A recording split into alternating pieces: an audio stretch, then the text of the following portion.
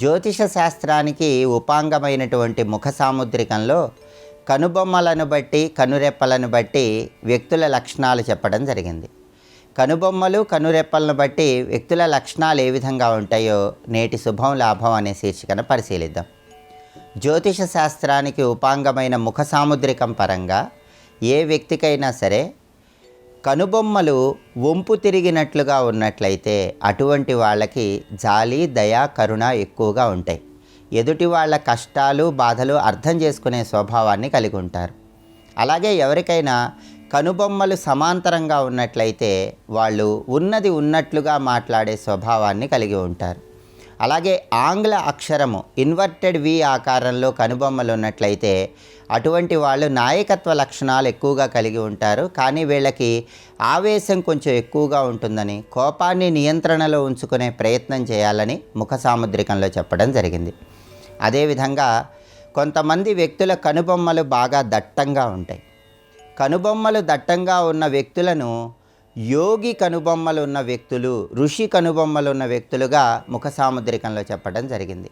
అటువంటి వాళ్ళు ఒకే సమయంలో ఎక్కువ పనులు సృజనాత్మకంగా చేయగలిగిన శక్తి సామర్థ్యాలు కలిగి ఉంటారు. వీళ్ళకి సహన శక్తి చాలా ఎక్కువగా ఉంటుంది. రకరకాల పనులు ఒకే సమయంలో చేస్తూ విజయాలు సాధించేటటువంటి అద్భుతమైన లక్షణాన్ని కలిగి ఉంటారు. అందరి సహాయ సహకారాలు కూడా వీళ్ళకి బాగా లభిస్తాయి. అలాగే కొంతమంది వ్యక్తులకి కనుబొమ్మలు పల్చగా ఉంటాయి. కనుబొమ్మలు పల్చగా ఉన్న వ్యక్తులు ఎవరైనా సరే ఒక సమయంలో ఒక పనిని మాత్రమే నిర్వహించే లక్షణాన్ని కలిగి ఉంటారు. అలాగే ఎవరికైనా కనుబొమ్మల ఎత్తు ఎక్కువగా ఉన్నట్లయితే అటువంటి వాళ్ళు ఏ విషయంలోనైనా బాగా ఆలోచించిన తర్వాతే నిర్ణయాలు తీసుకుంటారు. ఒక వస్తువు కొనాలన్నా కూడా 1కి 10 సార్లు ఆలోచించి ఆ వస్తువును కొంటూ ఉంటారు. వీళ్ళు అనేక రకాలుగా ఆలోచించి తీసుకునే నిర్ణయమే జీవితంలో అనుకూల ఫలితాలను కలిగింపజేస్తుంది. అలాగే కొంతమంది వ్యక్తులకి కనుబొమ్మల ఎత్తు తక్కువగా ఉంటుంది. కనుబొమ్మల ఎత్తు తక్కువగా ఉన్న వ్యక్తులు అందరినీ నమ్మే స్వభావాన్ని కలిగి ఉంటారు. ఎక్కువగా ఆలోచించకుండా ఏ విషయంలోనైనా వెంటనే నిర్ణయం తీసుకునే లక్షణాన్ని కలిగి ఉంటారని ముఖ సాముద్రికంలో చెప్పారు. అలాగే కొంతమందికి కనుబొమ్మలు అక్కడక్కడ మధ్యలో విడిపోయినట్లుగా ఉంటాయి. అటువంటి వ్యక్తులు జీవితంలో కష్టపడి ఉన్నత స్థాయికి చేరతారని ముఖ సాముద్రికంలో చెప్పడం జరిగింది. కనుబొమ్మల మధ్య దూరం ఎంత ఎక్కువగా ఉంటే అంత మంచిది.